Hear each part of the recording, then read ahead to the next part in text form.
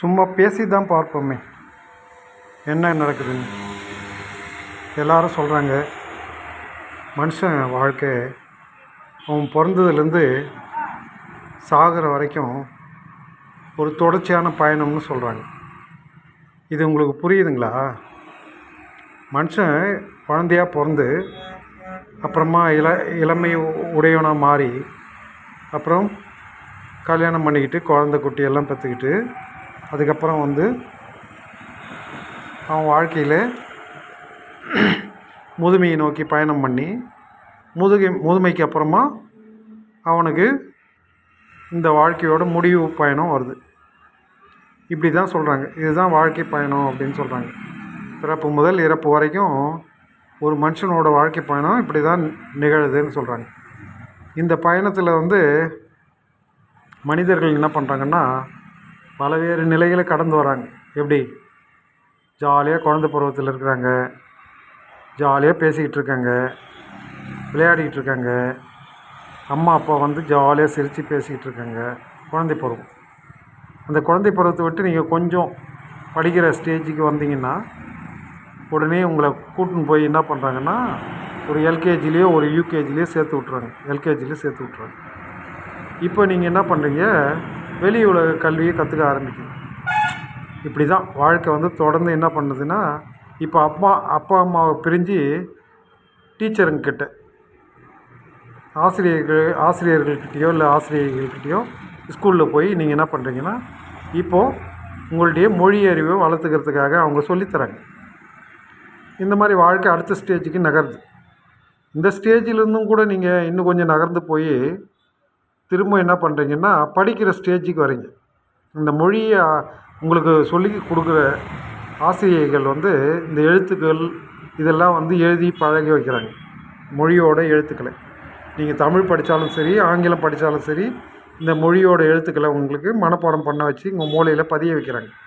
இந்த மாதிரி பதிய வச்ச பிறகு நீங்கள் என்ன பண்ணுறீங்கன்னா இப்போ புத்தகத்தை படிக்க ஆரம்பிக்கிறீங்க.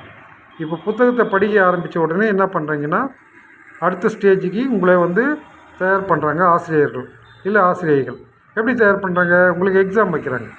அவங்க சொல்லி கொடுக்குறத நீங்கள் புத்தகத்தில் படித்ததை நீங்கள் புரிஞ்சுக்கிட்டு அவங்க கேட்குற கேள்விகளுக்கு சரியான பதில்களை திரும்பவும் நீங்கள் கைப்பட பேனாவில் எழுதி கொடுக்க ஆரம்பிக்கிறீங்க.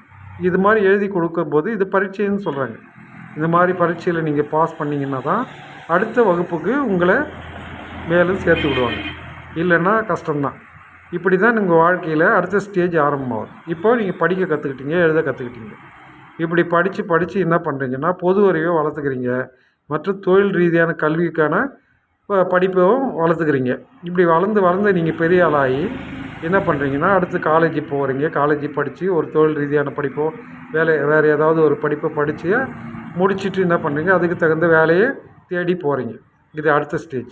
இப்படி வேலையை தேடி போய் நீங்கள் வேலையை கிடைச்ச உடனே என்ன பண்ணுறீங்க உங்கள் சம்பளத்தை வச்சு நீங்கள் தனியாக உங்கள் வாழ்க்கையில் நிற்கிறதுக்கான வாய்ப்பை உண்டாக்கி கொடுக்குறாங்க உங்கள் பேரண்ட்ஸ்.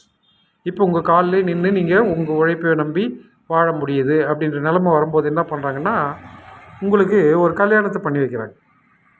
ஏன்னா பிறந்தவங்க அத்தனை பேரும் ஒரு கல்யாணம் பண்ணிக்கிட்டு தான் ஆகணும். அது ஆணாக இருந்தாலும் சரி, பெண்ணாக இருந்தாலும் சரி.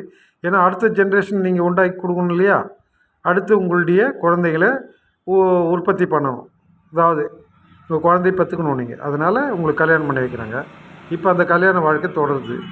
இப்போ உங்களுக்கு குழந்தை பிறகுது. மீண்டும் என்ன பண்ணுறீங்க? அந்த குழந்தை கூட விளையாடுறீங்க, ஜாலியாக இருக்கிறீங்க. அந்த குழந்தைய திரும்ப வளர்த்து இதே மாதிரி நீங்கள் படித்த மாதிரியே அவங்கள படிக்க வச்சு மேலும் அவங்கள பெரிய ஆளாக்கி திரும்பவும் அவங்களுக்கு ஒரு வேலை வாங்கி கொடுத்து திரும்பவும் அவங்களுக்கு ஒரு கல்யாணத்தை பண்ணி வச்சு இப்படி அடுத்த 2வது ஜென்ரேஷன் நீங்கள் பண்ணுறீங்க. இப்போ நீங்கள் வயசாகிடுறீங்க, கிழவன் ஆகிடுறீங்க. இப்போது இந்த மாதிரி கிழவன் ஆன பிறகு என்ன பண்ணுறீங்க? உங்களை பார்த்துக்கிறதுக்கு ஒரு ஆள் தேவைப்படுறாங்க. இப்போ தான் உங்கள் பையனோ பொண்ணோ உங்களை பராமரிக்கணும். வயசான பிறகு உங்களால் நடக்க முடியல, போக முடியல, வர முடியல அப்படின்னா உங்களை பாதுகாக்கிறதுக்கு அவங்க உங்கள் கூடவே இருந்து உங்களை வழி நடத்திக்கிட்டு உங்களை அன்பாக அரவணைப்பாக வச்சு பாதுகாக்கணும். இப்படி பாதுகாத்தாங்கன்னா நீங்கள் அன்பாக இருப்பீங்க, சந்தோஷமாக இருப்பீங்க, உங்கள் வாழ்க்கையில் நிம்மதி கிடைக்கும். இது மாதிரி தான் பிறந்த குழந்தையிலேருந்து நீங்கள் இளமை பருவத்திலேருந்து தாண்டி முதுமைக்கு சேர்றீங்க. இதுக்குள்ளே நீங்கள் எவ்வளோ சம்பாரிச்சிருக்கலாம். எவ்வளோ பணம் சம்பாரிச்சிருப்பீங்க, எவ்வளோ நல்ல வாழ்க்கை வாழ்ந்திருப்பீங்க, எவ்வளோ சந்தோஷமாக இருந்திருப்பீங்க. உங்கள் குடும்பத்தினரெல்லாம் அளவலாவி சந்தோஷமாக எல்லையில்லாத மகிழ்ச்சிகளை தெளித்திருப்பீங்க. அப்புறம் நிறைய சொத்து சேர்த்துருப்பீங்க, வீடு கட்டியிருப்பீங்க. இப்படியெல்லாம் நீங்கள் சொத்து சேர்த்து வீடை கட்டி உங்கள் பையனுங்களுக்குள்ளே வந்து சண்டை வராமல் பார்த்துக்கணும். இப்போ ஏன்னா அந்த சொத்து பங்கை பிரிக்கும்போது வந்து அவங்களுக்குள்ளே சண்டை வந்துடும். உங்கள் சொத்தை வந்து எனக்கு இவ்வளோ கொடு, அதை கொடு, எனக்கு இந்த வீடை கொடு, எனக்கு அந்த நிலத்தை கொடு, இந்த இடத்த எனக்கு கொடு அப்படின்ற மாதிரி பிரச்சனை வரக்கூடாது. அது மாதிரி வராமல் நீங்கள் பார்த்துக்கிட்டிங்கன்னா உங்களுக்கும் ஆரோக்கியமாக இருக்கும், உங்கள் மனநிலையும் ஆரோக்கியமாக இருக்கும், உடல்லையும் நல்லபடியாக நீங்கள் பார்த்துக்க முடியும். இப்படி தான் நீங்கள் உங்கள் வாழ்க்கையை நீங்கள் வாழ்ந்தாகணும். இதுக்கு எல்லாம் சம்மதித்து நீங்கள் வந்து சரியான விதத்தில் அவங்களுக்கு பாகப்பிரிவினை பண்ணி கொடுத்துட்டிங்கன்னா உங்களை அவங்க வச்சு காப்பாற்றுவாங்க. இல்லை அவங்களுக்குள்ளே நீங்கள் ஒரு வேறுபாடு, ஒரு பேதமையை காட்டினீங்கன்னா அவனுக்கு அதிகம், உனக்கு இவ்வளோ தான், அவனுக்கு இதை தான் கொடுப்பேன், உனக்கு அவ்வளோ தான் கொடுப்பேன் அப்படின்னு சொல்லி வந்தீங்கன்னா உங்கள் மேலே வந்து ஒரு வெறுப்புணர்ச்சி அவங்களுக்கு வந்துடும். அப்போ உங்களை பாதுகாக்கிற சூழலுக்கு அவங்க கடமைப்பட்டவர்களாக இருக்க மாட்டாங்க, உங்களை ஒதுக்கி தள்ளிடுவாங்க. இதனால் ஜாக்கிரதையாக நீங்கள் இருக்கணும், ஜாக்கிரதையாக நடந்துக்கணும். உங்கள் செயல்பாடுகள் வந்து உங்கள் குழந்தைங்களுக்கு, உங்கள் பிள்ளைகளுக்கு பிடிக்கிற மாதிரி நடந்துங்க. நீங்கள் சம்பாதிச்சதை செம்ம பங்காக பிரித்து கொடுங்க. இப்படி பிரித்து கொடுத்துட்டு உங்களுக்குன்னு கொஞ்சம் வச்சுக்கோங்க. ஏன்னா வயசான காலத்தில் உங்களுக்கும் பணம் தேவைப்படும் இல்லையா? அதனால் உங்களுக்குன்னு கொஞ்சம் பேங்க் பேலன்ஸ் வச்சுங்க. அதை வச்சு உங்கள் வாழ்க்கையை நீங்கள் நடத்திக்கலாம். ஒரு கஷ்டம், ஒரு ஹாஸ்பிட்டல் போகணும், செலவு, உங்களுக்கு உடம்பு சரியில்லைன்னா உங்கள் பணத்தை வச்சு நீங்கள் அப்போது செலவு பண்ணிக்கிறதுக்கான வாய்ப்பு உங்களுக்கு வரும். நீங்கள் இல்லைன்னா உங்கள் பசங்கக்கிட்ட கையேந்தி நிற்கணும். உங்கள் பிள்ளைகள் வந்து கொடுத்தா தான் ஆச்சு, கொடுக்கலன்னா உங்கள் உடல்நிலை கெட்டு போயிடும். கெட்டு போச்சுன்னா உங்கள் வாழ்க்கை சீக்கிரமாக முடிவு பண்ணும். அதனால் நீங்கள் சம்பாதிச்ச பணத்திலிருந்தே நீங்கள் குறிப்பிட்ட அமௌண்ட்டை வந்து டெபாசிட் பண்ண வச்சு அதிலிருந்து உங்களுக்கு பணம் வர்ற மாதிரி, வட்டி வர மாதிரி செய்துங்க. அந்த வாழ்க்கை தான் உங்களுக்கு சுலபமான வாழ்க்கை. அது நியாயமாக நிம்மதியாக உங்களுக்கு வாழ்க்கையை வருங்காலத்தை ஓட்டுறதுக்கு, உங்கள் முதுமையை கடத்திக்கிட்டு போகிறதுக்கு உதவக்கூடிய ஒரு வாழ்க்கை. இதை புரிஞ்சுக்கிங்க. வயதான காலத்தில் தான் மனுஷங்க தங்களுடைய வாழ்க்கையை திரும்பி பார்க்குறாங்க. தாங்க பண்ண சாதனைகள் என்ன, நம்ம பண்ண சம்பாத்தியம் என்ன, நம்ம எப்படியெல்லாம் மற்றவங்களோட இருந்தோம், இந்த மாதிரி எல்லாத்தையுமே வந்து திரும்பி பார்க்கக்கூடிய நேரம் தான் முதுமை நேரம். இப்போ வந்து திரும்பி நீங்கள் உங்கள் நினைவுகளோடு மட்டும்தான் வாழ முடியும். கூட இருக்கிறவங்க கூட கொஞ்சம் விட்டு விலகி போயிடுவாங்க. ஏன்னா ஒவ்வொருத்தரும் உங்கள் பசங்களோ பொண்ணோ கூட அவங்க கட்டி கொடுத்த இடத்துக்கு போயிடும். பொண்ணு பையனும் கூட எங்கன்னா வேலைக்கு போய் வெளிநாடு போய் செட்டில் ஆகிற மாதிரி போயிடுவாங்க. இப்போ நீங்கள் தனிமையை உணர்வீங்க. உங்களோட துணைவியார் வந்து இல்லைன்ற பட்சத்தில் என்ன பண்ணுவீங்க? நீங்கள் தனிமையை உணர்வீங்க. அப்போ அந்த தனிமையான வாழ்க்கை உங்களுக்கு கஷ்டத்தை கொடுக்கும். இந்த மாதிரி நேரத்தில் நீங்கள் உங்களை மாதிரி வயசானவங்க கூட தொடர்பு கொண்டு அவர்களோடு பேசி பழகி அவர்களோடு இருக்கிறதுக்கான வாய்ப்பை நீங்கள் உண்டாக்கணும். இது மாதிரி தான் நீங்கள் கடைசி காலத்தை நகர்த்த முடியும், முதுமையான காலத்தை நகர்த்த முடியும். இந்த மனுஷ வாழ்க்கை வேண்டிய கடைசி வந்து முடிவு என்னடான்னா இறப்பு தான். ஒரு தவிர்க்க முடியாத நிகழ்வு தான் இறப்பு.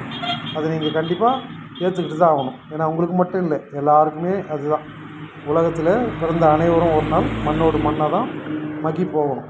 அதனால் அவங்க வந்து வயசான காலத்தில் உங்கள் நினைவுகளோடு மட்டும்தான் நீங்கள் உங்கள் சாதனைகள், உங்கள் நினைவுகள், நீங்கள் சம்பாதிச்ச சம்பாத்தியம், நீங்கள் வாழ்ந்த வாழ்க்கை, யாரோடெல்லாம் பழகினீங்க, இப்படி தொடர்ந்து அவர்களை பற்றி நினைவுகளோடு நீங்கள் காலத்தை கடத்த வேண்டி வரும். அப்படி இல்லைன்னா கூட இருக்கிற முதியோர்கள்கிட்ட பேசி அவங்க வாழ்க்கை நினைவுகளையும் அவங்க அனுபவங்களையும் நீங்கள் பகிர்ந்துக்கலாம். இப்படி தான் நீங்கள் வாழ்ந்தாகணும். இந்த மனுஷ வாழ்க்கை ஒரு அழகான ஒரு சிக்கலான பயணங்க. இதை நீங்கள் ஒரு ஸ்டேஜாக கடந்து வந்துட்டிங்கன்னா, அப்படி வரும்போது பார்த்தீங்கன்னா கடைசி வாழ்க்கையும் இறப்புக்கு வரக்கூடிய வாழ்க்கைக்கு வந்துடுவீங்க. உங்கள் அனுபவங்களை வச்சு நீங்கள் மேலும் உங்களுடைய வாழ்க்கையை உங்கள் வழியிலேயே பிரமிப்பாக எடுத்துக்கிட்டு போகிறதுக்கு முயற்சி பண்ணுங்கள். ஏன்னா இறப்புன்றது எல்லாருக்கும் சகஜம்தான். அந்த இறப்பு வர்றதுக்குள்ளேயும் உங்கள் வாழ்க்கையை செழிப்பாக நடத்திக்கிட்டு போங்க. சந்தோஷமாக இருங்க, எல்லோரோடும் சேர்ந்து சந்தோஷத்தை அனுபவிங்க. இந்த மாதிரி சந்தோஷமான வாழ்க்கையை நீங்கள் அனுபவிக்கும் போது உங்கள் முதுமை காலம் வந்து உங்களுக்கு மகிழ்ச்சியும் சந்தோஷத்தையும் வாரி வழங்கும். ஞாபகத்தில் வச்சுக்கோங்க. அதனால் சந்தோஷத்தை தவிர எதையும் நீங்கள் திங்க் பண்ணாதீங்க. வாழ்ந்த வாழ்க்கையில் கஷ்டங்கள்லாம் இருக்கும். கஷ்டங்கள்லாம் திருப்பி யோசனை பண்ணிக்கிட்டு இருந்தீங்கன்னா நீங்கள் இன்னும் கஷ்டப்படுவீங்க. அதனால் நீங்கள் செய்த நன்மைகளை, சந்தோஷமான நிகழ்வுகளை நினச்சி பார்த்து சந்தோஷமாக இருங்க வயதான காலத்தில். இதுதான் நான் சொல்ல முடியும். புரிஞ்சுதுங்களா? அதனால் இதை ஃபாலோ பண்ணுங்கள். நீங்கள் நிம்மதியான வாழ்க்கையை வாழ முடியும். அப்படி வாழ்ந்து நல்ல விதமாக உங்கள் வாழ்க்கையை முடிங்க.